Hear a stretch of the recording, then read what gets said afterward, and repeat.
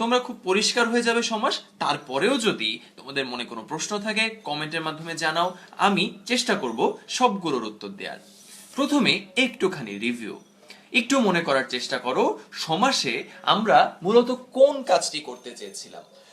আমরা বলেছিলাম যে এই অংশটা, এখানে যে একটা লম্বা সরল রেখা রয়েছে, সেই সরল রেখাটাকে আমরা একটা রাবার ব্যান্ডের সঙ্গে তুলনা করতে পারি। একটা রাবার ব্যান্ড যেরকম আমরা একদম টেনে বেশ খানিকটা লম্বা করে ফেলতে পারি, এরকম একটা রাবার ব্যান্ড হয়তো আমাদের হাতে রয়েছে, কিন্তু রাবার ব্যান্ডটা পরবর্তীতে আমরা ছেড়ে দিলেই ছোট হয়ে গেল। সুতরাং আমরা যেটি বলতে চাচ্ছিলাম সেটি হচ্ছে, এখানে সমাসে যে ব্যাস বাক্যগুলো আমরা দেখতে পাই, সেই ব্যাস বাক্য বা বড় বড় কতগুলো বাক্যকে বা বাক্যাংশকে আমরা একদম ছোট করে একটা ছোট অংশে পরিণত করতে পারি, যেটাকে আমরা বলছিলাম সমস্ত পদ। সমাসে পুরো আলোচনাটাই এই সমস্ত পদ এবং ব্যাস বাক্যকে নিয়ে।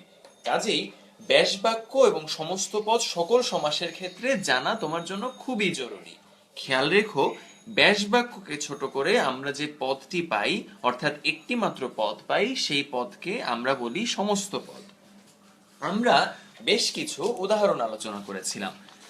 উদাহরণে আমরা বলেছিলাম সিংহ চিহ্নিত আসন। এখানে এই তিনটি পদ একত্রিত হয়ে হয়ে গিয়েছিল সিংহাসন। আবার একইভাবে আরেকটা বড় বাক্য, যেমন নেই পরোয়া যার, তিনটা পদ আছে, এই তিনটা পদ একত্রিত হয়ে একটা মাত্র পদে পরিণত হয়েছে, সেটাকে আমরা বলছিলাম বেপরোয়া। সুতরাং বুঝতেই পারছো, এরকম বিভিন্ন ভাবে নেই পরোয়া যার, বেপরোয়া, মাতা ও পিতা সমান সমান মাতা পিতা, এভাবে আমরা বেশ কিছু অংশ পেয়েছিলাম। যারা আগের ক্লাসটি করেছো তারা আমাকে বলো তো, এই অংশটিকে আমরা কি বলছি? তোমাদের কাছ থেকে জানতে চাই যে এই অংশটি, উপরের যে অংশটি মাতা ও পিতা, সমাসে এই অংশটিকে কি বলা হয়? তোমাদের কাছে জানতে চাইছি, কমেন্টের মাধ্যমে আমাকে জানাও, তাহলে বুঝতে পারবো তোমরা আগের ক্লাসটি সম্পর্কে পড়াশোনা করেছো কিনা। একটু খেয়াল করে দেখো, আমরা বলেছিলাম সমাসে প্রধানত দুই পাশে দুইটি অংশ থাকে। একটিকে আমরা বড় অংশ বলি, আরেকটাকে আমরা বলি ছোট অংশ। এখন বড় অংশের একটা নাম আছে, এই তো সোহান খান, সে আমাদেরকে উত্তর দিয়েছে যে এই অংশটিকে আমরা বলি ব্যাস বাক্য। তাহলে আরেকজন বলে ফেলো তো যে এই অংশটাকে আমরা কি বলি? একটা ব্যাস বাক্যকে যখন আমরা ছোট করে ফেলি তখন সেই অংশটাকে আমরা কি বলি? আরেকজন চমৎকার একটা উত্তর দিয়েছে, আমরা মাতা ও পিতা এই অংশটাকে বিগ্রহ বাক্য বলতে পারি। ব্যাস বাক্য বা বিগ্রহ বাক্য। এই ব্যাস বাক্য বা বিগ্রহ বাক্যকে আমরা ছোট করে যে পদটা পাই সেটা হচ্ছে, এবারও সঠিক উত্তরটা সবার আগে দিয়েছে সোহান খান। সে হচ্ছে বলেছে এই অংশটাকে আমরা বলি সমস্ত পদ। সুতরাং আগের ক্লাসের রিভিউ অনুযায়ী আমরা বুঝতে পারছি যে সমাসকে আমরা দুই পাশে সমান চিহ্নের মধ্য দিয়ে ভাগ করি। সমাসের বাম পাশের অংশটাকে আমরা বলি ব্যাস বাক্য বা বিগ্রহ বাক্য, এবং তারপরের অংশটাকে বলি সমস্ত পদ।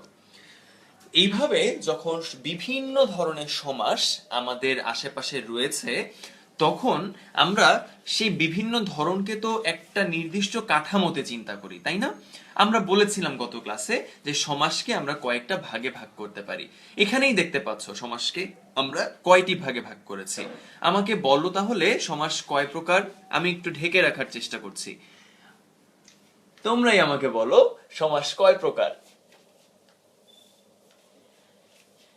ওকে, এটা দেখেই বোঝা যাচ্ছে আসলে এখানে সমাস 1 2 3 4 5 6, অর্থাৎ এই 6টি প্রকার রয়েছে সমাসের। প্রথম সমাসটিকে আমরা বলছিলাম দ্বন্দ্ব সমাস, দ্বিতীয় সমাসকে আমরা বলেছিলাম কর্মধারয় সমাস, তৃতীয় সমাসকে বলেছি তৎপুরুষ সমাস, তারপর আছে বহুব্রীহি সমাস, তারপর দ্বিগু সমাস, এবং সবশেষে অব্যয়ীভাব সমাস। সুতরাং এখান থেকে তোমরা বুঝতে পারছো সমাস প্রধানত 6 প্রকার। এছাড়াও আমরা কিছু অপ্রধান সমাসের নাম বলেছিলাম। আমাকে কি এটা বলতে পারবে যে অপ্রধান সমাসগুলোর কি কি নাম বলেছিলাম আমরা?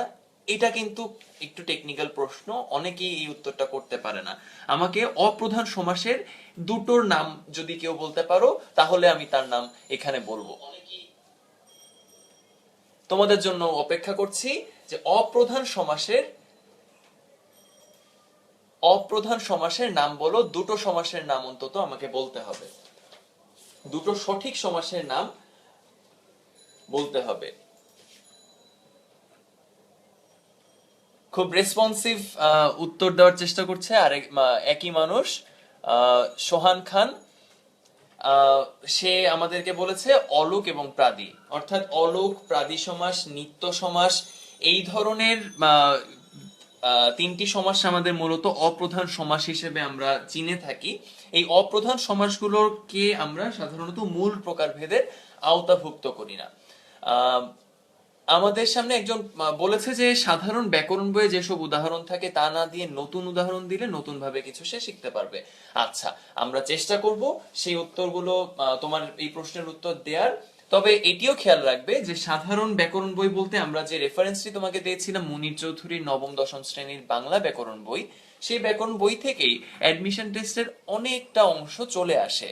সুতরাং সেই অংশটা যদি ভালোভাবে বুঝতে পারো সেটাও কিন্তু তোমার জন্য খুব উপকারী কিছু হতে পারে। তবে এর বাইরে যদি আরো কিছু থাকে আমাকে কমেন্টের মাধ্যমে প্রশ্ন করতে পারো, আমি চেষ্টা করব সেই প্রশ্নের উত্তর দেওয়ার জন্য। আমরা আজকে যেটি বলতে চেয়েছি সেটি হচ্ছে আমরা দ্বন্দ্ব সমাস, কর্মধারয় সমাস এবং দ্বিগু সমাস, এই তিন প্রকার সমাস কিন্তু আগের ক্লাসেই আলোচনা করে ফেলেছি। সুতরাং বাকি থাকলো তৎপুরুষ সমাস, বহুব্রীহি সমাস এবং অব্যয়ীভাব সমাস। সুতরাং আজকের ক্লাসে আমরা মূলত এই তিনটা সমাস নিয়ে আলোচনা করব। আমরা পরবর্তী জায়গায় যাওয়ার আগে তোমাদেরকে বলে দিচ্ছি, তোমাদের বন্ধুদেরকে কমেন্টে ট্যাগ করে বলতে পারো যে আজকের ক্লাসটি হওয়ার কথা। এছাড়াও শেয়ার করতে পারো নিজের প্রোফাইল থেকে, জানিয়ে দাও সবাইকে যে আজকের ক্লাসটি হচ্ছে। কমেন্টের মাধ্যমে আমাদেরকে প্রশ্ন করো। আমরা চাই যত বেশি সম্ভব অংশগ্রহণ হোক আমাদের আজকের ক্লাসে, কারণ সমাস এই অধ্যায়টা অনেকের কাছেই কিন্তু বেশ কঠিন লাগে। আমরা মনে করি সমাস অধ্যায়টা আসলে এত বেশি কঠিন কিছু নয়। এসো আমরা তৎপুরুষ সমাসের অংশে প্রবেশ করি। তৎপুরুষ সমাসে বিভক্তির প্রকারভেদ আসলো থেকে? আচ্ছা, হ্যাঁ, তৎপুরুষ সমাসে বিভক্তি জিনিসটা তোমার খুব ভালোভাবে জানা লাগবে দেখেই বিভক্তির প্রকারভেদটা আমরা আরেকবার ঝালিয়ে নিতে চাচ্ছি। বিভক্তি কাকে বলে সেটি একটু মনে করার চেষ্টা করো। আমরা বলেছিলাম কোনো একটা শব্দের সঙ্গে কোনো একটা শব্দ, ধরো এই বিন্দুটা একটা শব্দ, ধরা যাক যে এই রেখাটা একটা শব্দ, আমরা বলতে চাই যে এই বিন্দু আর এই রেখা পরস্পরের সঙ্গে এক ধরনের কানেকশন করা লাগবে। তখন যদি আমরা এই বিন্দু আর এই রেখাকে একটা শব্দ হিসেবে চিন্তা করি, ধরা যাক এখানে আছে রাজা, এখানে আছে পুত্র, আমরা এই দুটো শব্দকে সংযুক্ত করতে চাই। দুটো শব্দকে, রাজা এবং পুত্র, এটাকে সংযুক্ত করার জন্য আমার একটা বিভক্তি দরকার হতে পারে। সেই বিভক্তিটাকে আমরা বলছিলাম ধরা যাক রাজার পুত্র।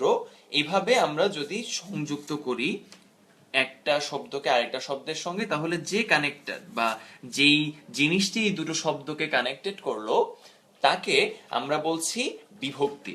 সুতরাং খুব স্পষ্ট, শব্দের সঙ্গে মূলত অন্য শব্দের সংযোগ ঘটানোর জন্য যেই বর্ণ সাধারণত ব্যবহার করা হয়ে থাকে বা বর্ণগুচ্ছ ব্যবহার করা হয়ে থাকে সেগুলোকে আমরা বলি বিভক্তি। সেই বিভক্তিকে আমরা মূলত 7 প্রকারে ভাগ করেছিলাম। একটু খেয়াল করে দেখো, প্রথমা, দ্বিতীয়া, তৃতীয়া, চতুর্থী, পঞ্চমী, ষষ্ঠী, সপ্তমী। আমি যেহেতু আগেও কারকের যে ক্লাসটি আমরা করেছিলাম সেই কারকের ক্লাসে খুব ভালোভাবে বিভক্তির অংশটুকু বুঝিয়ে দিয়েছিলাম, সেই বিভক্তির অংশটা খুব ভালোভাবে বুঝিয়ে দেওয়ার কারণে এখন একটু দ্রুত গতিতে যাওয়ার চেষ্টা করব, কারণ আমি প্রত্যাশা করব তোমরা সকলে নিয়মিত আমাদের ক্লাসগুলো করছো এবং অবশ্যই অ্যাটেন্টিভলি ক্লাসগুলো করছো এবং অবশ্যই নিজের বাসায় পড়াশোনা করছো। আচ্ছা, আমরা এখন যাই আমাদের প্রথমা বা শূন্য বিভক্তি কোনটা ছিল। প্রথমা বা শূন্য বিভক্তি আমরা বলেছিলাম অশূন্য। অশূন্য মানে কি, মানে হচ্ছে যদি কোনো শব্দের সঙ্গে কোনো রকম বিভক্তি যুক্ত না থাকে তাহলেই আমরা বলবো সেখানে কোনো রকম বিভক্তি নাই, সেটাকে আমরা বলবো প্রথমা বা শূন্য বিভক্তি। আমরা একটা উদাহরণ দিয়েছিলাম, মা শিশুকে চাঁদ দেখাচ্ছেন, এরকম একটা বাক্য ছিল, মা শিশুকে চাঁদ দেখাচ্ছেন। এখানে মায়ের সঙ্গে কোনো বিভক্তি যুক্ত নেই, সুতরাং এটা হচ্ছে অ বা শূন্য একটা বিভক্তি এখানে আছে, যেটাকে আমরা বলছি প্রথমা বা শূন্য বিভক্তি। এরপর আমাদের সামনে আছে দ্বিতীয়া বিভক্তি। একইভাবে এখানে কে অথবা রে বিভক্তি থাকে। তৃতীয়া বিভক্তির সঙ্গে পরিচিত হওয়া আমাদের হয়ে গিয়েছে, আমরা জাস্ট মনে করার চেষ্টা করি যে কোন বিভক্তিগুলো আমাদের কাছে ছিল। এখানে ছিল দ্বারা, দিয়ে, কর্তৃক, এই তিনটা ছিল তৃতীয়া বিভক্তির অন্তর্গত। চতুর্থী বিভক্তি ছিল কে, রে। পঞ্চমী বিভক্তি কি ছিল তোমাদের কাছে জানতে চাই। পঞ্চমী বিভক্তিটা তোমাদের কাছে জানতে চাই। আমরা প্রথমা, দ্বিতীয়া, তৃতীয়া, চতুর্থী এই তিনটা বিভক্তি সম্পর্কে জেনে গিয়েছি, আগেও পড়েছি।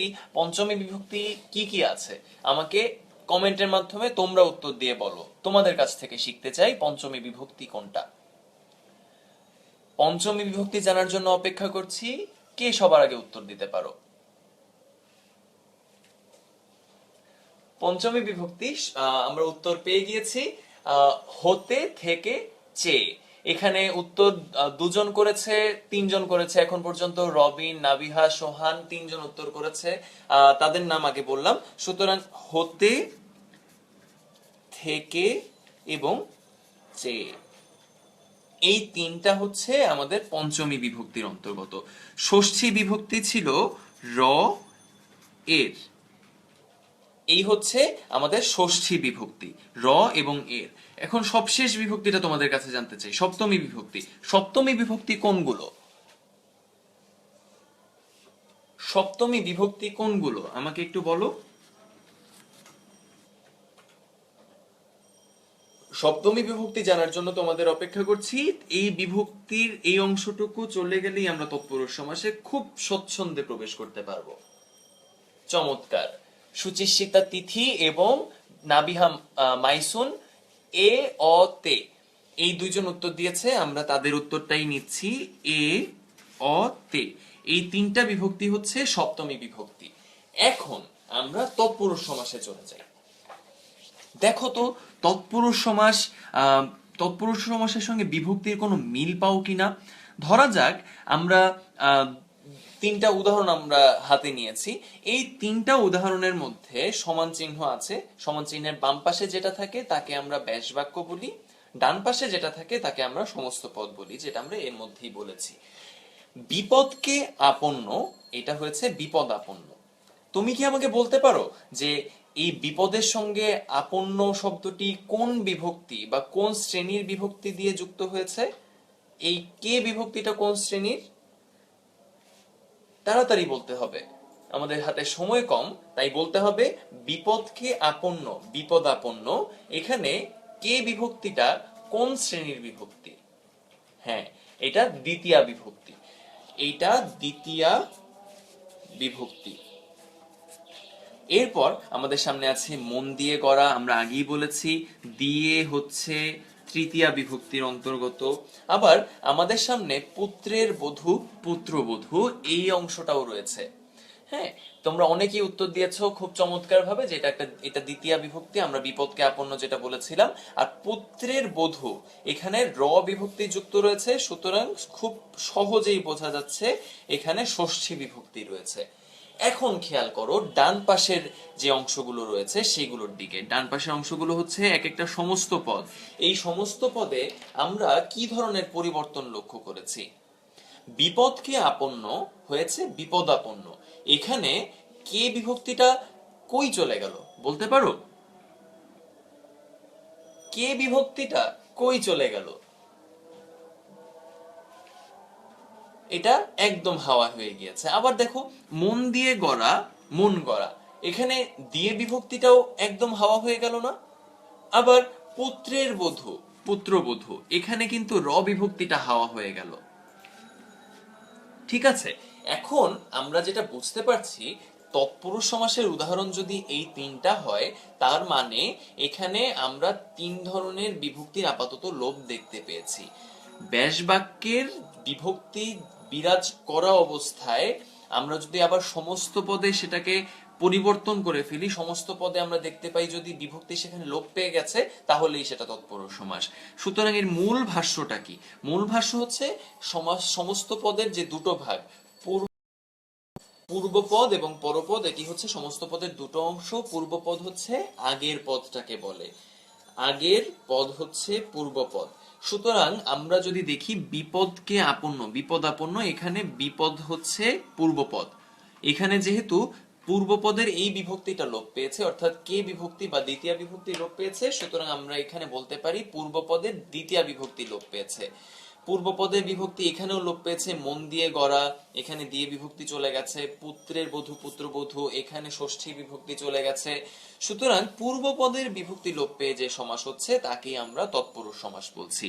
এবং খেয়াল করে রাখবে যে এখানে পরপদের অর্থ প্রধান রূপে প্রতীয়মান হয়, মানে হচ্ছে পুরো যে সমস্ত পদটা হবে সেই সমস্ত পদটা মূলত পরপদের অর্থকে আমরা প্রকাশ করতে দেখি। ধরা যাক যে পুত্রের বধূ, এখানে আমরা পুত্র বধূ যখন সমস্ত পদ পেলাম, তখন এটি মূলত বধূকেই তো নির্দেশ করছে। তার মানে শেষের দিকের যে পদ, মন দিয়ে গড়া, মন গড়া, অর্থাৎ কোন একটা কিছু মন দিয়ে গড়া হয়েছে এরকম কিছুকেই বলা হচ্ছে মন গড়া। বিপদকে আপন্ন, বিপদ আপন্ন। এখানে আপন্ন মানে হচ্ছে বিপদকে আপন করে নেওয়া বা বিপদের মাঝে নিজে পড়ে যাওয়া, এরকম একটা অবস্থা আমরা বলি বিপদাপন্ন। এখানেও আমরা বলছি যে শেষের পদ বা পরপদের অর্থ প্রধান রূপে প্রতীয়মান হয়েছে। আমাদের সামনে খুব কন্টিনিউয়াসলি একজন প্রশ্ন করার চেষ্টা করছে, সম্রাট বাংলাদেশ অথবা সম্রাট বিডি। আমি জানি না তোমার পুরো নামের অর্থ কি, তবে তুমি জিজ্ঞেস করছো সমাসের আবিষ্কারক কে। সমাসের প্রকৃত এইভাবে একজন নির্দিষ্ট এরকম আবিষ্কারক নেই। তুমি যদি বাংলা ব্যাকরণের পুরো ধারণাটি খেয়াল করো, যে সমাস, সন্ধি, কারক, এগুলো আসলে অনেক দিনের ব্যাকরণের গবেষণার ফল। সুতরাং একদম নির্দিষ্টভাবে একজনই সমাসের আবিষ্কারক, ব্যাপারটা ঠিক সেরকম নয়। সুতরাং এটা বৈয়াকরণ যারা রয়েছেন, অর্থাৎ ব্যাকরণবিদ যারা রয়েছেন, তাদের বিভিন্ন সময়ের গবেষণার ফসল। সুতরাং এটাকে এক বলায় চালিয়ে দেওয়া যাবে না যে সমাসের আবিষ্কারক এখানে কি বা কে। তৎপুরুষ সমাসের প্রকার ভেদে চলে আসি, তবে তার আগে জানিয়ে দিচ্ছি আজকের এই ক্লাসটা যে হচ্ছে সেটা তোমার বন্ধুদেরকে কমেন্টে ট্যাগ করে জানিয়ে দাও এবং অবশ্যই তোমার প্রোফাইল থেকে শেয়ার করো। আমরা আশা করব যে আমাদের এই আজকের ক্লাসে যেহেতু একটা কঠিন বিষয়ে মনে করা হয় এমন একটা অধ্যায় পড়ানো হচ্ছে, সেই অধ্যায়টা তোমরা তোমাদের বন্ধুদের সঙ্গে আলোচনা করে শিখে নিবে। কারণ জানোই তো, শেয়ারিং নলেজ ইজ পাওয়ার। সুতরাং জ্ঞান যদি শেয়ার করো তাহলে কিন্তু সেটা কমবে না। সুতরাং বন্ধুদেরকে জানো, আলোচনার মাধ্যমে নির্ধারণ করো কোনো প্রশ্ন, আমাকে জিজ্ঞেস করো, তাহলে আমি হয়তো বুঝতে পারবো যে তোমাদের মনে কি কি প্রশ্ন রয়েছে। তোমরা হয়তো অনেকে জানতে চাইতে পারো যে আমরা আমাদের আগের ক্লাসের ভিডিও কিভাবে পেতে পারি। আমাদের আগের ক্লাসের ভিডিও পাওয়ার জন্য আমরা আমাদের খুব পরিচিত সাইটটিতে যাব, অর্থাৎ 10minuteschool.com। 10minuteschool.com এ গিয়ে আমরা আমাদের লাইভ ক্লাসটি খোঁজার চেষ্টা করব। এখানে আমরা যদি এই ডান পাশের একটি বাটন রয়েছে, ওই ডান পাশের বাটনটিতে যাই, এই যে ডান পাশের বাটন, এই ডান পাশের বাটনটিতে যাই, তাহলেই আমরা দেখতে পাবো অপশনে সবার শেষে লাইভ ক্লাসেস নামে একটা অপশন রয়েছে। আমরা অপেক্ষা করব সেই পেজটা লোড হওয়ার জন্য। তুমি যদি চাও যে আমাদের আগের ক্লাসটি খুঁজে বের করতে, তাহলে এই বাম পাশে ভিডিও লিস্ট নামে একটা অপশন রয়েছে। ভিডিও লিস্টে প্রেস করলে বাংলা, ইংরেজি, পদার্থবিজ্ঞান প্রত্যেকটির আলাদা আলাদা লাইভ ক্লাসের লিস্ট রয়েছে। এই দেখো, বাংলা ব্যাকরণ, কারক ও বিভক্তি, সমাস, এই দুটোর আলাদা আলাদা ক্লাসের ভিডিও আমরা এখানে স্টোর করে রেখেছি তোমাদের জন্য, তোমরা যাতে আমাদেরকে জানাতে পারো। এখন তৎপুরুষ সমাসের প্রকারভেদে চলে যাচ্ছি। তৎপুরুষ সমাসের প্রকারভেদ আমরা যদি খেয়াল করি, এই প্রকারভেদ কিন্তু একটু বড় দেখতে। এটা 9 প্রকার। তৎপুরুষ সমাস 9 প্রকার, তবে সেটা নিয়ে একদম ভয় পাওয়ার কিছু নেই। কেউ যদি বিভক্তি সম্পর্কে ভালো মতো ধারণা রাখো তাহলে খুব পরিষ্কারভাবেই তুমি বুঝে যাবে যে সমাসের তৎপুরুষ সমাসের প্রকারভেদটা আসলে খুব একটা বৈচিত্র্যপূর্ণ কিছু নয়। দেখো তৎপুরুষ সমাসের নামগুলো বিভক্তির সঙ্গে অনেকখানি অনেকটুক পর্যন্ত মিল রয়েছে। এর শুরু হয় দ্বিতীয়া বিভক্তির তৎপুরুষ সমাস থেকে। সুতরাং সেই দ্বিতীয়া বিভক্তি তৎপুরুষ সমাসকে আমরা বলি দ্বিতীয়া তৎপুরুষ সমাস, তৃতীয়া বিভক্তি তৎপুরুষ সমাসকে আমরা বলি তৃতীয়া তৎপুরুষ সমাস, তারপর চতুর্থী তৎপুরুষ, পঞ্চমী তৎপুরুষ, ষষ্ঠী তৎপুরুষ, এবং এরপরে রয়েছে, দুঃখিত এখানে পঞ্চমী হয়েছে, এখানে সপ্তমী হবে, সপ্তমী তৎপুরুষ সমাস। এইভাবে 2 থেকে 7 দ্বিতীয়া, তৃতীয়া, চতুর্থী, পঞ্চমী, ষষ্ঠী এবং সপ্তমী, এই পর্যন্ত আমরা 6টি প্রকার খুব সহজে পেয়ে যাই। আর 3টির নাম তুমি একটু কষ্ট করে মনে রাখলেই খুব সহজে বুঝে যাবে যে সমাস তৎপুরুষ সমাস কয় প্রকার। আর বাকি 3টি হচ্ছে নয় তৎপুরুষ, উচ্চারণটি খেয়াল করো, এটাকে আমরা নয় বলি, অনেকে এটাকে নং বলে, অনেকে এটাকে নয় বলে, এরকম না, উচ্চারণটা খুব স্পষ্ট এবং জেনে রাখো উচ্চারণটা হচ্ছে নয় তৎপুরুষ। নয় তৎপুরুষ, অলুক তৎপুরুষ এবং উপপদ তৎপুরুষ, এই হচ্ছে 9 প্রকার সমাস। আমরা তোমাদের কাছ থেকে অবশ্যই গঠনমূলক কমেন্ট আশা করি। আমরা প্রত্যাশা করব যে তোমাদের বন্ধুদের কাছে তোমরা বন্ধুদের কাছে কমেন্ট করে জানিয়ে দিবে আজকের এই ক্লাসটা হচ্ছে, শেয়ার করে দাও আজকের ক্লাসটি, তাহলে আরো বেশি অংশগ্রহণমূলক ক্লাস আমরা পাবো। আমরা এখন তৎপুরুষ সমাসের প্রকারভেদে চলে যাচ্ছি। তৎপুরুষ সমাসের প্রকারভেদে আমরা যদি দেখি তাহলে আমরা খেয়াল করব দ্বিতীয়া তৎপুরুষ সমাস একটা প্রকারভেদ আছে, যেটাকে আমরা বলেছিলাম বিপদকে আপন্ন, বিপদাপন্ন, দুঃখকে প্রাপ্ত, দুঃখ প্রাপ্ত। সুতরাং এখানে কে বিভক্তি লোপ পেয়েছে, আমরা এটা আগেও বলেছি, পূর্বপদের দ্বিতীয়া বিভক্তি যেহেতু লোপ পেয়েছে, সুতরাং এটা হচ্ছে দ্বিতীয়া তৎপুরুষ সমাস। একটু খেয়াল রাখতে হবে কতগুলো ব্যতিক্রম এর সঙ্গে সঙ্গে আমরা আলোচনা করব। দ্বিতীয়া তৎপুরুষ সমাস আমরা দ্বিতীয়া বিভক্তি দিয়ে যদিও বা সংজ্ঞায়িত করে ফেলছি, ব্যতিক্রম হচ্ছে ব্যাপ্তি অর্থে কখনো কখনো দ্বিতীয়া তৎপুরুষ সমাস হয়, অর্থাৎ চিরকাল ব্যাপিয়া সুখী, এটি হচ্ছে চিরসুখী। আবার আরেকটা যেমন হতে পারে, তোমাকে বলতে পারি, সেটা হচ্ছে হ্যাঁ চিরকাল ব্যাপিয়া সুখী, এটা তাহলে কি হতে পারে, এটা হতে পারে চিরসুখী। সুতরাং এই যে ব্যাপ্তি, এই ব্যাপ্তির কথাটি আমরা বলতে চাচ্ছি যে ব্যাপ্তি অর্থে এই ব্যাপিয়া অংশটুকু যদি তোমার ব্যাস বাক্যে থাকে তাহলেও সেটা দ্বিতীয়া তৎপুরুষ সমাসের মধ্যে পড়বে। ব্যতিক্রম হিসেবে এটা অবশ্যই সব সময় মনে রাখবে। এখন খুব তাড়াতাড়ি আমরা তৃতীয়া তৎপুরুষ সমাসে যেতে পারি। তৃতীয়া তৎপুরুষ সমাসে আমরা খুব স্বাভাবিকভাবেই বুঝতে পারছি, যেহেতু তৎপুরুষ সমাস আমাদেরকে বলে বিভক্তি লোপ পেলেই, পূর্বপদের বিভক্তি লোপ পেলেই আমরা সাধারণত তৎপুরুষ সমাস বোঝাই। সেক্ষেত্রে তৃতীয়া তৎপুরুষ সমাস হবে তৃতীয়া বিভক্তি লোপ পেলে। আমি তোমাদের প্রশ্নগুলোর উত্তর করব, তবে আরেকটু পরেই করছি তৃতীয়া তৎপুরুষ সমাসটি একটু এগিয়ে নিয়ে।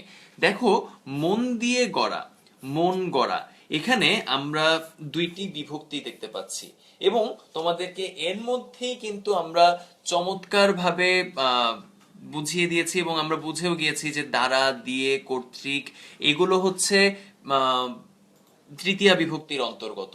সুতরাং পূর্বপদের তৃতীয়া বিভক্তি যদি লোপ পায় তাহলে সেটা হবে তৃতীয়া তৎপুরুষ সমাস। ঠিক আছে, খুব পরিষ্কারভাবে বলে দিচ্ছি, তৃতীয়া বিভক্তি যদি পূর্বপদে লোপ পায় তাহলে সেটা তৃতীয়া তৎপুরুষ সমাস হবে।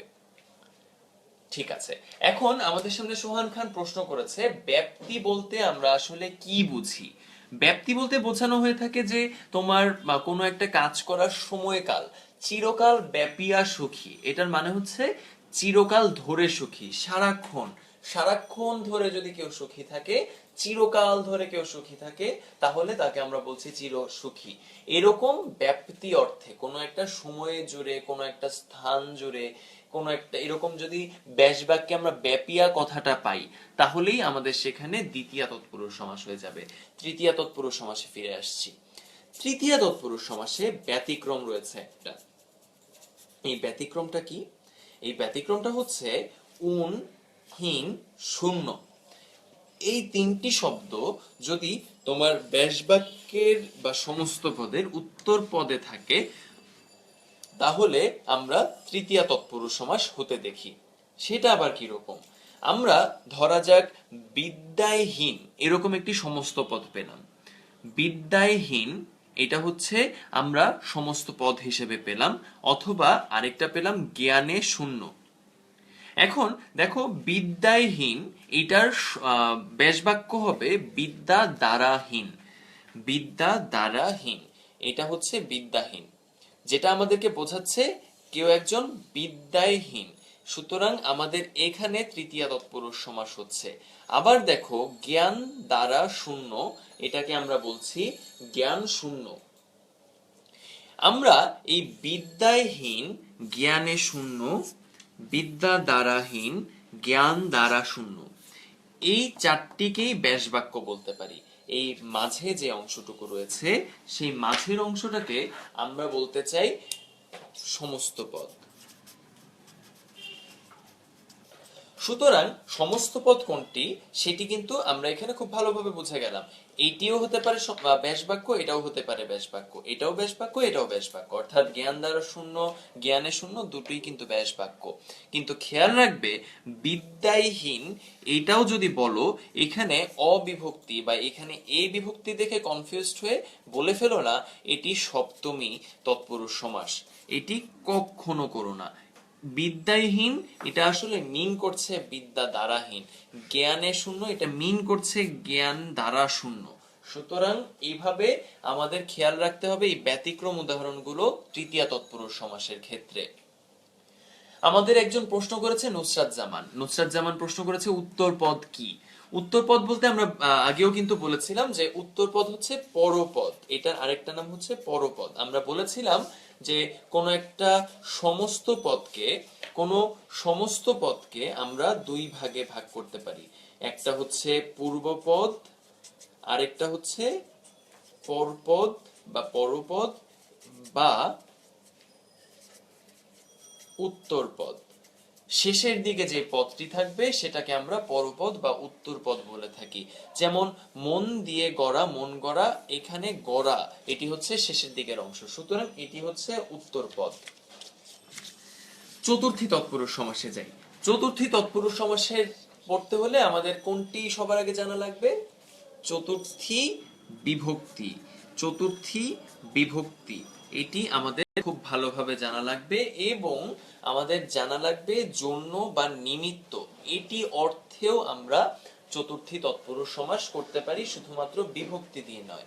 যেমন গুরুকে ভক্তি, গুরু ভক্তি, এখানে কে বিভক্তিটা দ্বিতীয় তৎপুরুষ সমাস না হয়ে চতুর্থী হলো কেন? এটা অনেকের কিন্তু প্রশ্ন।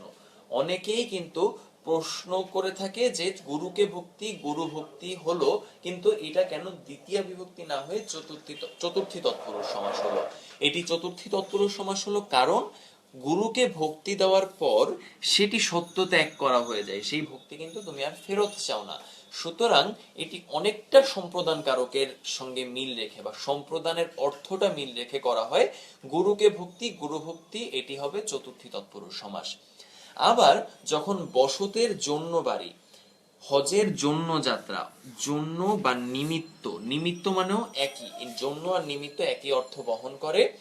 বসতের জন্য বাড়ি এটি হচ্ছে বসত বাড়ি, এটি এখানে জন্য অংশটা উঠে গিয়েছে, উঠে যাওয়ার কারণে আমরা এটাকে চতুর্থী তৎপুরুষ সমাস বলছি। এখন আমাকে বলো তো হজের জন্য যাত্রা এটি তাহলে কি হতে পারে? হজের জন্য যাত্রা এটি তাহলে কোন সমস্ত পদ গঠন করতে পারে?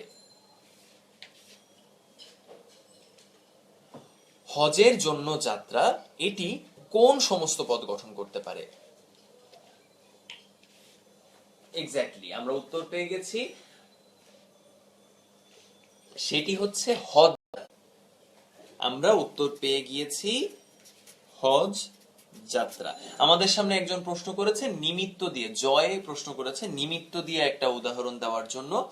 আমরা যেই অর্থে জন্য ব্যবহার করি সেই অর্থেই কিন্তু আমরা নিমিত্ত ব্যবহার করি। সুতরাং হজের নিমিত্তে যাত্রা, হজের জন্য যাত্রা দুইটাই কিন্তু একই জিনিস। সুতরাং খেয়াল রাখবে যে এই নিমিত্তে এবং জন্য দুটো একই জিনিস হওয়ার কারণে দুই ক্ষেত্রেই আমরা চতুর্থী তৎপুরুষ করতে পারি। একইভাবে আমরা বলতে পারি ডাকের নিমিত্তে মাসুল, সেটা হচ্ছে ডাক মাসুল। যেমন ডাকের নিমিত্তে মাসুল সমান সমান হবে ডাক মাসুল। সুতরাং বুঝতে পারছো নিমিত্ত, জন্য এবং কে তিনটাই কিন্তু বিভক্তি হিসেবে ব্যবহার করা হতে পারে চতুর্থী তৎপুরুষ সমাসে। এবার আমরা চলে আসব পঞ্চমী তৎপুরুষ সমাসে। পঞ্চমী তৎপুরুষ সমাস মানে আমরা বলতে চাই যে পঞ্চমী বিভক্তি লোপ পাবে, হতে থেকে চে এই তিনটা বিভক্তি লোপ পাবে। পঞ্চমী বিভক্তি যদি লোপ পায় তাহলে পঞ্চমী তৎপুরুষ সমাস গঠন হবে। যেমন খাঁচা থেকে ছাড়া, খাঁচা ছাড়া, বিলাত হতে ফেরত, বিলাত ফেরত। এখানে দেখো হতে থেকে এই দুটো কিন্তু ব্যবহৃত হয়ে গিয়েছে, এবং আমরা যখন সমস্ত পদটা গঠন করছি তখন আমরা থেকে বা হতে এটা কিন্তু ব্যবহার করছি না। সুতরাং পঞ্চমী বিভক্তি এখানে লোপ পেয়ে গিয়েছে। সুতরাং খাঁচা থেকে ছাড়া হয়ে গিয়েছে খাঁচা ছাড়া, বিলাত হতে ফেরত হয়ে গিয়েছে বিলাত ফেরত। সুতরাং এখানে পঞ্চমী তৎপুরুষ সমাস গঠিত হয়েছে। আচ্ছা, আমাদের সামনে আরেকজন প্রশ্ন করেছে। আমরা যেহেতু চতুর্থী তৎপুরুষ সমাস পড়েছিলাম সেই প্রসঙ্গে একজন প্রশ্ন করেছে, জন্য আর নিমিত্তর মধ্যে পার্থক্য কি? নিমিত্ত হচ্ছে মূলত তৎসম শব্দের সমাসের ক্ষেত্রে প্রযোজ্য, আর সাধারণত জন্যটা আমরা আমাদের তদ্ভব শব্দের যে সমাস সেই সমাসগুলোর ক্ষেত্রে ব্যবহার করে থাকি। সুতরাং দুটোর ক্ষেত্রে খুব একটা পার্থক্য আসলে নেই। আমরা তৎসম শব্দের অনেক কিছু এখন বাংলা শব্দে নিয়ে গিয়েছি, নিমিত্ত একটা তৎসম শব্দ, এখন সেগুলোকে আমরা আমাদের স্বাভাবিক যে ভাষা রয়েছে সেই ভাষার মধ্যে নিয়ে নিয়েছি। সুতরাং জন্য আর নিমিত্তের মধ্যে ওইরকম তেমন কোনো পার্থক্য নেই, এটি খুব স্পষ্ট। সুতরাং এটি খেয়াল রেখো যে জন্য আর নিমিত্ত দুটো আলাদা আলাদা অরিজিন থেকে এসেছে, দুটো আলাদা আলাদা উৎস থেকে এসেছে, তবে দুটোর অর্থ একই। আমরা পঞ্চমী তৎপুরুষ সমাসে ফিরে আসি। পঞ্চমী তৎপুরুষ সমাসে আমরা ব্যতিক্রম পাই। পঞ্চমী তৎপুরুষ সমাসে অনুসর্গের ব্যবহার আছে। যেমন এর চেয়ে, আমরা অনেক সময় সিনেমা দেখার সময় একটা ডায়লগ শুনি না, প্রাণের চেয়ে প্রিয়, বা এটাকে আমরা পরাণের চেয়ে প্রিয় বলতে পারি। তখন সেই ক্ষেত্রে আমাদের একটা অনুসর্গ এখানে ব্যবহৃত হয়, সেটা হচ্ছে চেয়ে। এই আমরা বলছি এর চেয়ে, এটি যখন তোমার ব্যাস বাক্যে থাকবে তখন পরাণ প্রিয় হয়ে গেল। এখানে এই এর চেয়ে থাকার কারণে, এই এর চেয়ে অংশটা থাকার কারণে যেই সমাসটা হবে সেটা হচ্ছে পঞ্চমী তৎপুরুষ সমাস। বুঝতে পেরেছো? পঞ্চমী তৎপুরুষ সমাস তাহলে তিন ভাবে হতে পারে। এক হচ্ছে হতে, দুই হচ্ছে থেকে, তিন হচ্ছে চেয়ে। এইভাবে সাধারণ উপায়ে পঞ্চমী বিভক্তি লোপ পেয়ে হতে পারে। আরেকটা হতে পারে অনুসর্গের ব্যবহারের মাধ্যমে, যেটাকে আমরা বলছি এর চেয়ে এই অংশটা যদি আমরা কোনো একটা ব্যাস বাক্যে পেয়ে যাই তাহলেই আমরা বুঝতে পারবো পঞ্চমী তৎপুরুষ সমাস হয়েছে। ষষ্ঠী তৎপুরুষ সমাসে আসি। ষষ্ঠী তৎপুরুষ সমাসে কি লোপ পাওয়ার কথা আমাকে কি বলতে পারবে? ষষ্ঠী তৎপুরুষ সমাসে কোন বিভক্তি লোপ পাওয়ার কথা?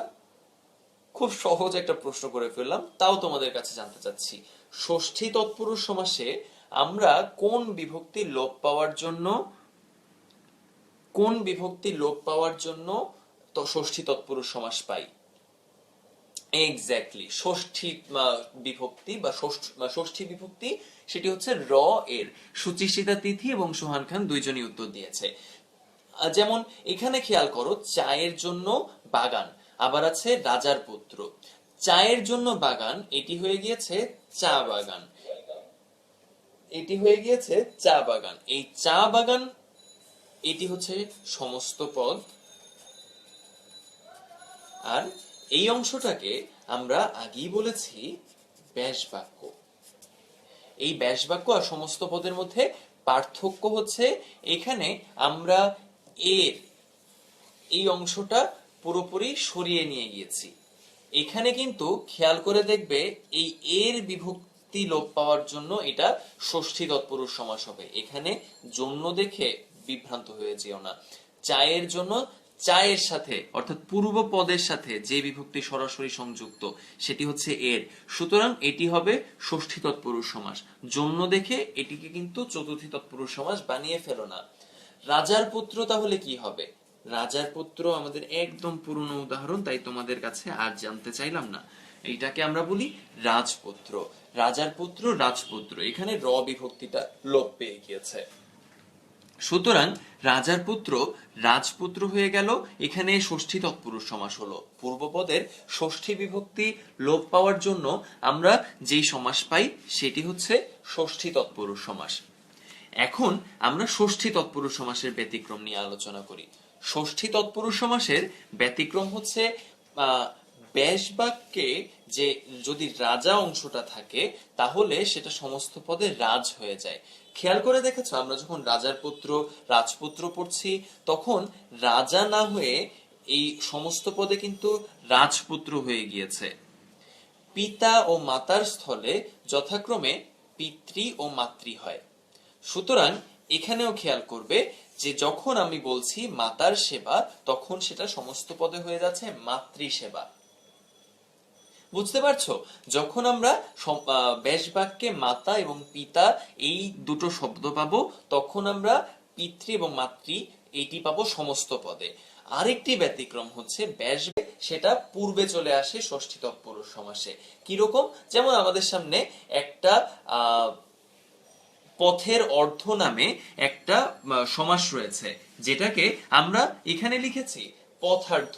তোমার কি মনে হয় যে এটা সঠিক হয়েছে? তোমাদের কাছে উত্তর জানতে চাই যে এটি কি সঠিক হয়েছে?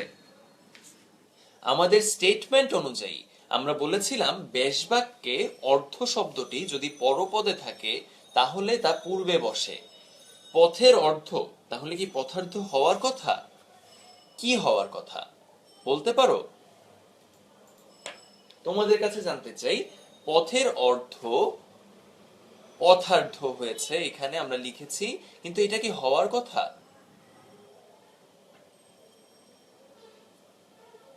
না, এটা আসলে হওয়ার কথা না। কেন হওয়ার কথা না? কারণ হচ্ছে আমরা বলেছি অর্ধ শব্দটি পূর্বে। অর্ধপথ আমাদের সামনে সঠিক উত্তরটি একজন দিয়েছে। সঠিক উত্তর দিয়েছে সবার আগে নুসরাত জামান। নুসরাত জামান বলেছে এটা অর্ধপথ হবে। আমরা একইভাবে এখন সপ্তমী তৎপুরুষ সমাসে যাই। সপ্তমী তৎপুরুষ সমাসে এ অ তে এই তিনটা বিভক্তি লোপ পাওয়ার কথা না?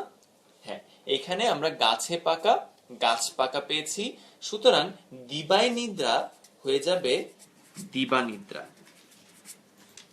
এভাবে পূর্বপদের সপ্তমী বিভক্তি লোপ পেয়ে যে সমাস হয় সেটা হচ্ছে সপ্তমী তৎপুরুষ সমাস। কোন কোন সময় পরপদ সমস্ত পদের পূর্বে বসে। এখানেও একই রকম, যেমন পূর্বে ভূত, এটা হয়ে যায় ভূতপূর্ব। ভূত পূর্বে ভূত মানে হচ্ছে এটা কিন্তু সে ভূত প্রেতের ভূত না, এটা হচ্ছে সেই এই ভূত মানে হচ্ছে এটা এক সময় হয়েছে, মানে পূর্বে সংঘটিত হয়েছে, এই কারণে এটা পূর্বে ভূত, এই কারণে এটা হয়েছে ভূতপূর্ব। আবার যদি তোমার হয়ে যায় পূর্বে অশ্রুত, তাহলে পরপদের এই অংশটা শুরুর দিকে চলে আসবে, হয়ে যাবে অশ্রুতপূর্ব। আমরা এখন নয় তৎপুরুষ নিয়ে আলোচনা করব। নয় তৎপুরুষ সমাসের মানে জানো? নয় তৎপুরুষ সমাসের মূল মানে হচ্ছে না। নয় মানে হচ্ছে না, এটি মূলত আমাদের সামনে বোঝায় যে এখানে না, নেই, নাই, নয় ইত্যাদি ধরনের শব্দ নয় তৎপুরুষ সমাসে থাকবে। সুতরাং আমরা যদি দেখি ন আচার হয়ে যায় অনাচার, ন কাতর হয়ে যায় অকাতর, তখন নয় তৎপুরুষ সমাস হবে। সুতরাং মনে রাখবে নয় তৎপুরুষ হওয়ার জন্য না, নেই, নাই, নয় এই চার ধরনের অব্যয়, যেগুলোকে আমরা বলি নাবাচক অব্যয়, সেগুলো পূর্বে বসে যে তৎপুরুষ সমাস হয় তাকে আমরা নয় তৎপুরুষ সমাস বলি। এই নয় তৎপুরুষ সমাস যখন আমরা নৈয় তৎপুরুষ সমাসে ন ব্যবহার করছি, সেই নটা কিন্তু সবসময় নাবাচক নাও বোঝাতে পারে। সেটাকে আমরা বলি বিশেষ অর্থে গঠিত নৈয় তৎপুরুষ সমাস, যেখানে নাবাচক না বুঝিয়েও ন শব্দটা ব্যবহার করা হতে পারে। সেটা কিরকম? অভাব অর্থে ন বিশ্বাস হয়ে গেছে অবিশ্বাস, মানে বোঝানো হয়েছে বিশ্বাসের অভাব আছে। ন লৌকিক হচ্ছে অলৌকিক, এখানে বোঝানো হচ্ছে যে এটা লৌকিক থেকে, লৌকিকতা থেকে ভিন্ন, অর্থাৎ তোমার যে লোকালয় সেই লোকালয় থেকে এটি সম্পূর্ণ রকম ভিন্ন। সুতরাং এই অলৌকিক এটি হয়েছে ভিন্নতা অর্থে। বিরোধ অর্থে কিরকম? ন সুর এটি হয়ে গিয়েছে অসুর, অর্থাৎ সুরের সাথে যার বিরোধ রয়েছে সেটিকে আমরা বলছি অসুর। নৈয় তৎপুরুষ সমাস এভাবে আমরা খুব সহজে পেয়ে যেতে পারি। এখন আমরা আরেকটা তৎপুরুষ সমাস পড়ব, যেটা হচ্ছে অলুক তৎপুরুষ সমাস। অলুক তৎপুরুষ সমাসটা কিরকম? অলুক মানে আমরা সবসময় বলেছি বিভক্তির লোপ নয়, বিভক্তি যেখানে লোপ পাবে না সেটা এক ধরনের তৎপুরুষ সমাস। বিভক্তি যেখানে লোপ পাবে না সেটা এক ধরনের তৎপুরুষ সমাস। সেটা কিরকম? যেমন গায়ে পড়া, গায়ে পড়া হয়েছে, ঘিয়ে ভাজা, ঘিয়ে ভাজা, গরুর গাড়ি, গরুর গাড়ি। খেয়াল করেছো এখানে অর্থাৎ গায়ে পড়া, যখন গায়ে পড়া একটা পদ গঠন করেছে তখন সেই সমস্ত পদটা আমরা পেয়েছি। সুতরাং যখন কোন রকম বিভক্তির লোপ না পেয়েই সমস্ত পদটা গঠন হয়ে যায় তখন আমরা বলি অলুক তৎপুরুষ সমাস গঠিত হয়েছে। তোমাদের প্রশ্নের উত্তর আমরা দিতে চাই। তোমরা এই ক্লাসটিকে একটা পার্টিসিপেটরি ক্লাস বানাও। আমরা চাই তোমরা সবাই এখানে ক্লাস করতে আসো, তোমার বন্ধুদেরকে জানান দাও এখানে ক্লাস হচ্ছে সমাজ সম্পর্কিত, এবং তোমাদের প্রশ্ন তোমাদের কমেন্টের মাধ্যমে জানাও। আমরা এখন আরেকটা একটু ফ্রিকোয়েন্টলি আসা, অর্থাৎ অ্যাডমিশন টেস্টে প্রায়শই যেই প্রকারভেদটা তৎপুরুষ সমাসের আসে সেটা নিয়ে আলোচনা করব। সেটার নাম হচ্ছে উপপদ তৎপুরুষ সমাস। অনেকে উপপদ তৎপুরুষ সমাসটা ভালোভাবে বুঝে উঠতে পারে না, কিন্তু আসলে কিন্তু ব্যাপারটা এত কঠিন কিছু না। উপপদ তৎপুরুষ সমাস হচ্ছে উপপদকে নিয়ে সমাস। সুতরাং বুঝতে পারছো যে নামের মধ্যেই এই সমাসটা আছে। এখন আমাদের জানতে হবে যে উপপদ জিনিসটা কি। উপপদ জিনিসটা হচ্ছে যে কোন একটা পদ, যেই পদটা কোনো একটা ক্রিয়াপদের সঙ্গে থাকে, এইটাকে একটু কঠিন ভাবে ব্যাকরণ বইগুলোতে বলা হয় যে পদের পরবর্তী ক্রিয়ামূলের সাথে কৃৎ প্রত্যয় যুক্ত হয় সেই পদকে বলা হয় উপপদ। এইটা কিন্তু এত কঠিন কিছু না। মূল কথা হচ্ছে যে একটা পদ আছে, সেই পদটার পরে একটা ক্রিয়াপদ আছে। আমরা জানি যে কোন একটা ক্রিয়াপদ গঠিত হয় তার ক্রিয়ামূল থেকে। এই ক্রিয়ামূলের সঙ্গে একটা ক্রিয়া বিভক্তি যুক্ত হয়ে একটা ক্রিয়াপদ গঠন করে। সুতরাং এই ক্রিয়াপদের পূর্বে যে পদটা থাকে সেই পদটাকে আমরা বলি উপপদ। সুতরাং বুঝতে পারছো আমাদের সামনে জলে চরে যা, জলচর, এটি যখন হয়েছে সেখানে চরে একটা ক্রিয়াপদ। সুতরাং এখানে আমাদের জলে যে অংশটা সেই অংশটাকে আমরা বলছি উপপদ। উপপদ তৎপুরুষ সমাসের আরো উদাহরণ হচ্ছে পঙ্কে জন্মে যা, সেটি হচ্ছে পঙ্কজ। পঙ্কজ মানে হচ্ছে পদ্ম ফুল। তাহলে বুঝতে পারছো পদ পেয়েছি, সেই পদটাকে আমরা উপপদ বলছি, আর এভাবে যে সমাস হয়েছে সেটাকে আমরা উপপদ তৎপুরুষ সমাস বলছি। উপপদ তৎপুরুষ সমাসে আমরা ধারণা পেয়ে গিয়েছি। এখন আমরা পরবর্তী একটা সমাসে চলে যাই, সেটা হচ্ছে বহুব্রীহি সমাস। বহুব্রীহি কথাটার অর্থ কি এটা যদি একবার চিন্তা করো তাহলেই কিন্তু বহুব্রীহি সমাস জিনিসটা কি তুমি একদম বুঝে যাবে। একটু খেয়াল করো, যেমন বহুব্রীহি এটা কিন্তু নিজেই একটা সমস্ত পদ। সেটা আবার কেমন? যেমন বহুব্রীহি আছে যার, আমরা তাকে বলি বহুব্রীহি। এই ব্রীহি শব্দটার অর্থ হচ্ছে ধান। ব্রীহি শব্দটার অর্থই হচ্ছে ধান। আমরা যেটি এখানে বোঝাতে যাচ্ছি সেটি হচ্ছে এখানে ধান সম্পর্কিত কোনো কিছু না বুঝিয়ে বহুব্রীহি বলতে যা বোঝানো হচ্ছে সেটি হচ্ছে একটা লোককে, অর্থাৎ যে যার কাছে প্রচুর পরিমাণে ধান আছে সেই হচ্ছে বহুব্রীহি। স্বচ্ছ সলিল যার, স্বচ্ছ সলিলা, হ্যাঁ, এটি আরেক ধরনের বহুব্রীহি সমাস, যেখানে সলিল শব্দটি সরাসরি না বুঝি এটি একটি মানুষকে বোঝানো হচ্ছে, স্বচ্ছ সলিলা।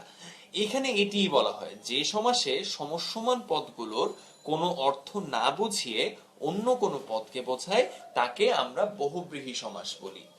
এক্ষেত্রে খেয়াল রাখো, আমরা ব্যাস বাক্যে যার বা যাতে এই দুইটা শব্দ শেষের দিকে পাবো। ব্যাস বাক্যের শেষে সবসময় যার বা যাতে থাকলে আমরা বহুব্রীহি সমাস পাবো। তোমাদের অনেকের প্রশ্ন হচ্ছে, এতগুলো যে ব্যাস বাক্য, এতগুলো যে সমস্ত পদ, সেগুলো মনে রাখবো কিভাবে? খেয়াল রাখতে হবে, এখানে পড়াশোনার বিকল্প নেই। তোমার যদি ব্যাস বাক্য এবং তোমার সমস্ত পদটা সম্পর্কে একটু ধারণা থাকে, তাহলেই সেটা কোন সমাসের অন্তর্গত সেই সমাসটা তুমি খুব সহজে বের করে ফেলতে পারবে। আমরা এখন বহুব্রীহি সমাস সম্পর্কে জানলাম। বহুব্রীহি সমাসের পর আমরা এখন নতুন আরেক ধরনের সমাসের কথা জানতে পারি, সেটি হচ্ছে অব্যয়ীভাব সমাস। অব্যয়ীভাব সমাসটা কি জিনিস? অব্যয়ীভাব সমাস হলো কোন একটা অব্যয়কে নিয়ে যে সমাস গঠিত হয় সেটি হচ্ছে অব্যয়ীভাব সমাস। সেটা কি রকম? অব্যয়ীভাব সমাস হচ্ছে কোন, ধরো যে কোন শব্দ আছে, যেমন উপ, আ, পরি, এই ধরনের কতগুলো শব্দ, যেই শব্দগুলো এক এক ধরনের অব্যয় শব্দ, সেই অব্যয় শব্দগুলো যুক্ত হয়ে যে সমস্ত পদ আমরা পাই তাকে আমরা অব্যয়ীভাব সমাস বলি। সেটা কি রকম? সেটা হচ্ছে, আমাদের সামনে একটা উদাহরণ আছে, দেখো, জানু পর্যন্ত লম্বিত। জানু মানে হচ্ছে এখানে হাঁটু। হাঁটু পর্যন্ত লম্বিত মানে তোমার যে কোনো একটা পোশাকের কথা বলা হতে পারে। ধরা যাক বলা হচ্ছে যে তোমার পোশাকটা হাঁটু পর্যন্ত লম্বা, সুতরাং জানু পর্যন্ত লম্বিত, এখানে বলা হচ্ছে আজানু লম্বিত। বুঝতে পারছো? এখানে আ শব্দটা পর্যন্ত অর্থে ব্যবহার করা হয়েছে। পর্যন্ত বোঝাতে এই আ যে শব্দাংশ বা অব্যয় যেটাই বলো না কেন সেটা ব্যবহার করা হয়েছে। আজানুলম্বিত, এখানে অব্যয় যেহেতু একটা ব্যবহার করা হয়েছে, সুতরাং এই আজানুলম্বিত হচ্ছে অব্যয়ীভাব সমাস। সুতরাং সংজ্ঞাটা খুব স্পষ্ট। পূর্বপদে অব্যয় যোগে নিষ্পন্ন সমাসে যদি অব্যয়ের অর্থ প্রধান রূপে প্রতীয়মান হয়, মানে আমরা অব্যয়ের মাধ্যমে একটা সমাস নিষ্পন্ন এখানে করেছি, এখানে অব্যয়ের অর্থ প্রধান রূপে প্রতীয়মান হচ্ছে। সেটা কি রকম? আজানুলম্বিত মানে জানু পর্যন্ত লম্বিত, মানে পর্যন্ত কোনো একটা কিছু হচ্ছে সেটি এখানে বোঝানো হচ্ছে। সুতরাং আমরা এখানে খুব সহজেই বুঝতে পারছি অব্যয়ের মাধ্যমে এখানে সমাস গঠিত হয়েছে। আমরা যদি আরো উদাহরণ দেখি তাহলে বুঝতে পারবো, কণ্ঠের সমীপে, এটা বোঝানো হচ্ছে উপকূল। সেটা কিরকম? উপশব্দটি এখানে সামীপ্য অর্থে ব্যবহার করা হচ্ছে। সামীপ্য শব্দের মানে হচ্ছে কাছে, অর্থাৎ যদি কুলের কাছে, বা দুঃখিত, এখানে যদি ধরো কণ্ঠের কাছে যাবে উপকণ্ঠ। আবার ধরো ঈষৎ নত, এখানে ঈষৎ শব্দটা আ দ্বারা যদি রিপ্লেসড হয়ে যায় তাহলে হয়ে যাবে আনত। ঈষৎ নত এর মানে হচ্ছে আনত। এখানে আ একটা অব্যয়, তাই এটা অব্যয়ীভাব সমাস। শহরের সদৃশ, এটা হচ্ছে উপশহর। এখানে উপ একটা সাদৃশ্য অর্থে ব্যবহার করা হয়েছে। সুতরাং এখানে বুঝতে পারছো যে আমাদের মনে রাখার মতো বেশ কিছু বিষয় রয়েছে। একটা হচ্ছে তোমার সমস্ত পদটি তোমাকে ভালোভাবে মনে রাখতে হবে, আরেকটা হচ্ছে ব্যাস বাক্য কি সেটা মনে রাখতে হবে। যদি এই দুটো মনে রাখতে পারো তাহলে কিন্তু সেটা কোন অর্থে ব্যবহৃত হয়েছে সেটাও তোমার পরীক্ষায় যদি প্রশ্ন আসে তুমি খুব ভালোভাবে উত্তর করে দিয়ে আসতে পারবে। সুতরাং এটি নিয়ে ভয় পেও না যে আমাদের অব্যয়ীভাব সমাসে কোন অর্থে ব্যবহৃত হয়েছে সেটি আমরা বের করতে পারবো না। তোমাদের সামনে এখন একটু সংক্ষেপে আমরা বহুব্রীহি সমাসের প্রকারভেদ সম্পর্কে একটুখানি আলোচনা করতে চাই। আমাদের সময়ের স্বল্পতা রয়েছে, তা সত্ত্বেও আমরা তোমাদের সুবিধার জন্যই একটুখানি আলোচনা করে দিতে চাই বহুব্রীহি সমাসের প্রকারভেদগুলো কিরকম হতে পারে। আমরা একটু আগেই কিন্তু অব্যয়ভাব সমাসের আগে বহুব্রীহি সমাস পড়ছিলাম। এই বহুব্রীহি সমাস কয় প্রকার? 8 প্রকার। সমানাধিকরণ বহুব্রীহি, ব্যাধিকরণ বহুব্রীহি, ব্যতিহার বহুব্রীহি, নৈয় বহুব্রীহি, মধ্যপদলোপী বহুব্রীহি, প্রত্যয়ান্ত বহুব্রীহি, অলোক বহুব্রীহি, সংখ্যাবাচক বহুব্রীহি। অনেকে হয়তো বহুব্রীহি সমাসের প্রকারভেদের নামগুলোর কাঠখোট্টা ধরন দেখে একটু ভয় পেয়ে যাচ্ছ। ভয় পাওয়ার কোনো কারণ নেই, কারণ তোমার জন্য পরীক্ষায় বেশ কিছু গুরুত্বপূর্ণ বহুব্রীহি সমাস রয়েছে, যেগুলো সম্পর্কে আমরা এখন আলোচনা করব। আমাদের সামনে প্রথম আলোচনার বিষয় হচ্ছে ব্যতিহার বহুব্রীহি। ব্যতিহার বহুব্রীহি, ব্যতিহার কথাটির একটা অর্থ আছে, সেটা হচ্ছে পারস্পরিকতা। ব্যতিহার মানে পারস্পরিকতা। এখন এটার মানেটা কি হতে পারে? হাতে হাতে যে যুদ্ধ, এটি হচ্ছে হাতাহাতি। কানে কানে যে যুদ্ধ, এটি হচ্ছে কানাকানি। দেখো এখানে হাত এবং হাত, কান এবং কান পরস্পর পরস্পরের সঙ্গে এক ধরনের সম্পর্ক স্থাপন করে যুদ্ধ করছে অথবা কথা বলছে, যেটাই হোক। এই রকম অবস্থায় আমরা যখন এই ধরনের পারস্পরিকতা দেখতে পাই, তখন সেটাকে আমরা বলি ব্যতিহার বহুব্রীহি। সুতরাং ক্রিয়ার পারস্পরিকতা অর্থে যে বহুব্রীহি হয়, তাকে আমরা বলতে পারি ব্যতিহার বহুব্রীহি। আমাদের আরেকটা গুরুত্বপূর্ণ বহুব্রীহি সমাস হচ্ছে অলোক বহুব্রীহি। আমরা একটু আগে অলোক তৎপুরুষ সমাস পড়েছি না? তাহলে তোমার কিন্তু বুঝে যাওয়ার কথা অলোক কথাটির মানে কি। আমাকে কি বলতে পারো অলোক কথাটির মানে কি? তোমাদের উত্তরের জন্য অপেক্ষা করি কিছুক্ষণ।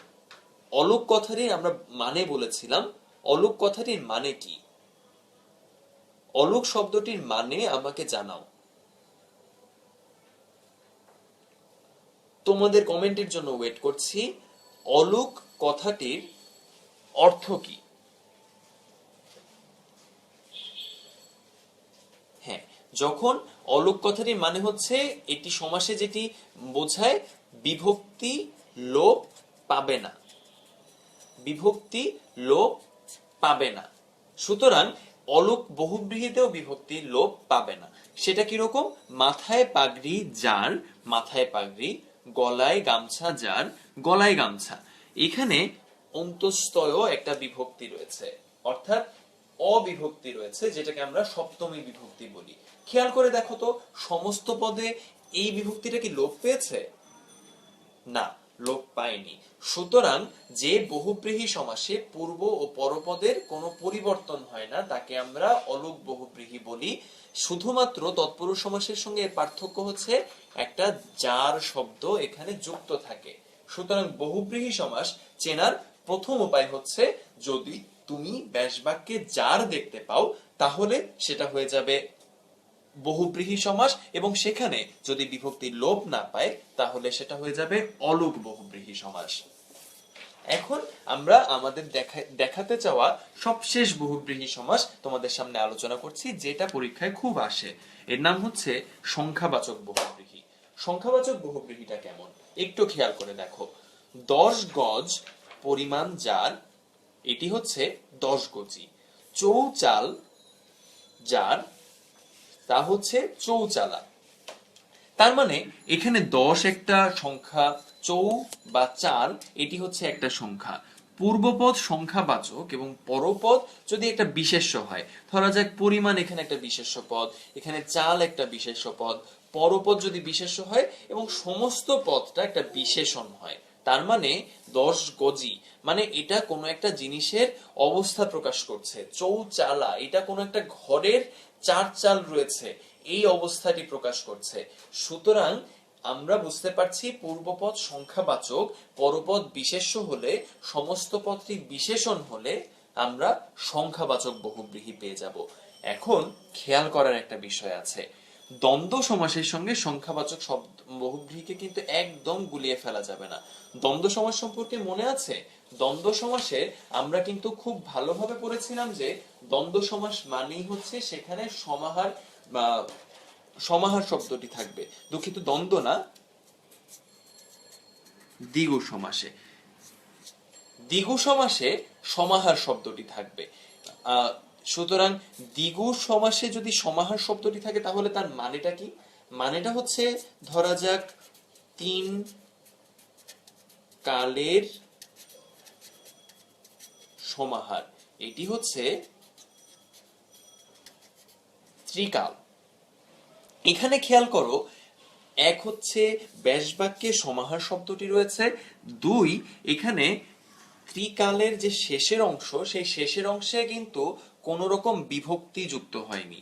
কিন্তু সংখ্যাবাচক বহুব্রীহিতে এক হচ্ছে এখানে যার আছে সমাহারের জায়গায়, আবার 10 গজ পরিমাণ যার, এই জয়ের সঙ্গে আবার একটা ই প্রত্যয় যুক্ত হয়েছে, এখানে একটা আ প্রত্যয় যুক্ত হয়েছে, চৌচালা হয়েছে। সুতরাং আমরা সংখ্যাবাচক বহুব্রীহি এবং একই সঙ্গে আমরা দ্বিগু সমাসের পার্থক্যটা কিন্তু কিন্তু খুব স্পষ্টভাবে বুঝে ফেলবো। সুতরাং এই ক্ষেত্রে পরীক্ষায় তোমার কোনো প্রশ্ন আসলে একদম কনফিউজড হও না। তোমাদের সবাইকে অনেক বেশি ধন্যবাদ জানাচ্ছি যে আজকে আমাদের এই ক্লাসটা করার জন্য। আমাদের পরবর্তী যে ক্লাস রয়েছে সেই ক্লাসটা হবে অগাস্টের 7 তারিখ রবিবার, সাধারণ জ্ঞান 71-এর বাংলাদেশের উপর। খুব ইন্টারেস্টিং একটি বিষয় এবং সেই বিষয়ে জানা আসলে আমাদের নাগরিক জীবনের দায়িত্ব।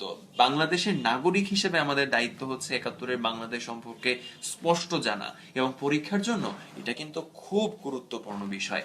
আর অগাস্টের 9 তারিখ যারা বিজ্ঞানের বিভিন্ন ইউনিটে পরীক্ষা দিচ্ছ, তাদের জন্য পদার্থবিজ্ঞানের পর্যায়বৃত্ত গতি ও তরঙ্গের অধ্যায়টি পড়ানো হবে।